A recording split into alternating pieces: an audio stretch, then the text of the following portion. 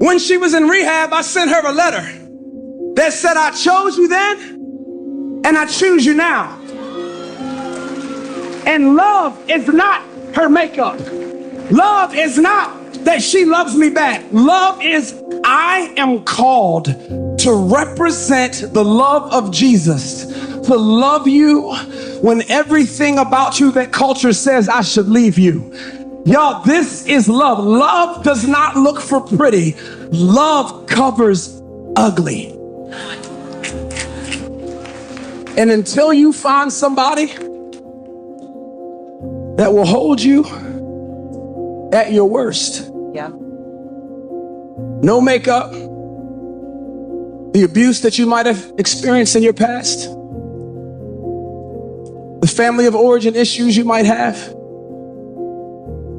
the hurts and the wounds, and somebody says, you know what?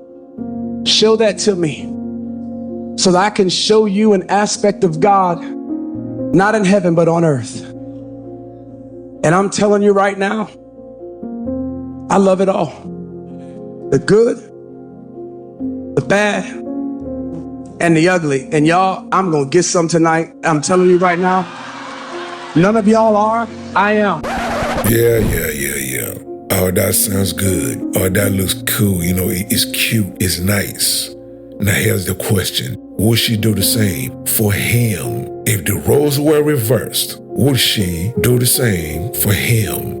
And that, ladies and gentlemen, is the $1 million question. Hello, welcome to Reactions and Reviews. I'm your humble host, Eze. Thank you, and I hope you enjoy the show.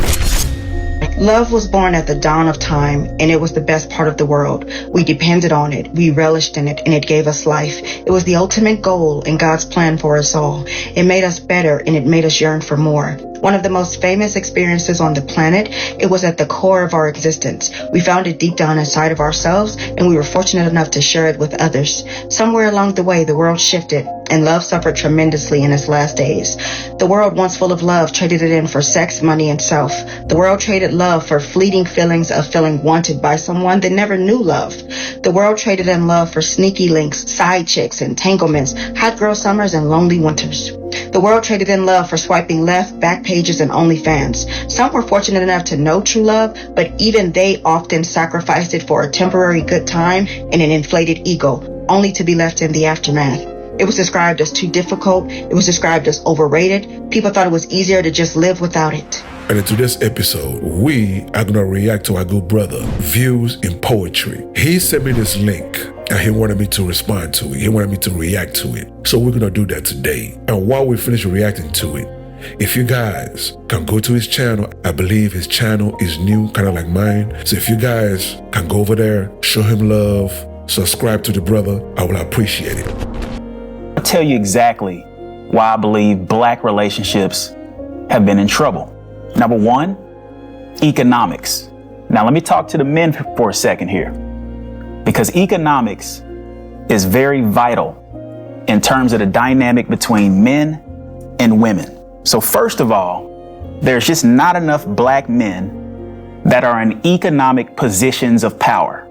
So what I mean by that, there's not enough black male CEOs, there's not enough black male general managers, there's not enough black male presidents. So we aren't in the position to hire and fire each other. And that's important because as men, we got to be the ones to show our women how to get to the bag. We got to be the ones showing our women how to get to some money. And with that comes respect. And that's what's lacking in the dynamic between men and women is respect. I see what he's saying, and I agree, and I also disagree. Now, I agree with him with economics. As a black race, we do need to own more things. We do. But black men, all the way from slavery, all the way to the 50s and 60s, we supported each other. We were about brotherhood.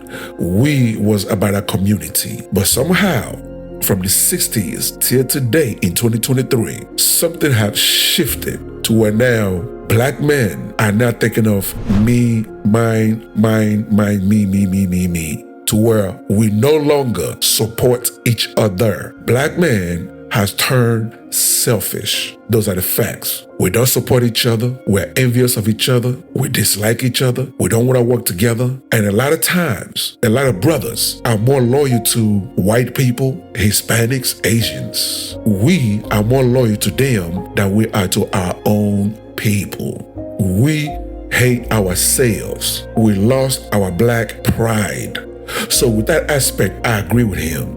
I totally agree with him. Now, when he says we need to be showing our women how to get the money, how to get the bag, that is the problem we're having right now. Women trying to get the bag. That is the problem. Our sisters are no longer interested in having a family. Our sisters are no longer interested in raising children, being mothers, being wives. Why? Because of what he just said. If you made it this far, hit that like button and leave a comment to trigger YouTube's algorithm. I'm a new channel and I'm trying to grow. So hit that subscribe button and hit that bell to let you know every time I upload a new video. Another thing, since we've been in America, our women have seen us beaten down by slavery, systematic racism, social engineering, mass incarceration. So ever since we've touched American soil, they've seen us take losses. I do think that plays a small part in the lack of respect as well. He does have a point in that, but remember, we're Africans that were brought here. Africans believe in large families. Back then, if you remember, black women that were having 6 children, 7 children, 8 children, 9 children, some 10 children. Remember, we believed in large family. We were multiplying, and white America did not like that. How can they stop us from multiplying, destroy the family unit? Black women were still rocking strong with their men. Okay, how can they stop this? How can they destroy this family? Okay, let's now start pushing the woman in front of the man. Feminism crept in. Government assistance crept in to where now black women start shifting their trust in their men and start looking at Zaddy, their white Zaddy, as their leader, as their protector. You see? They started telling black women, get your education. That's when all this started from. All this is by design. It's by design. But at the end of the day, fellas, it's our job to help our women, to provide them with the security that they want. Because fellas, if you don't know, a woman's number one goal in life is security. Once they get the security, then they want to build a family.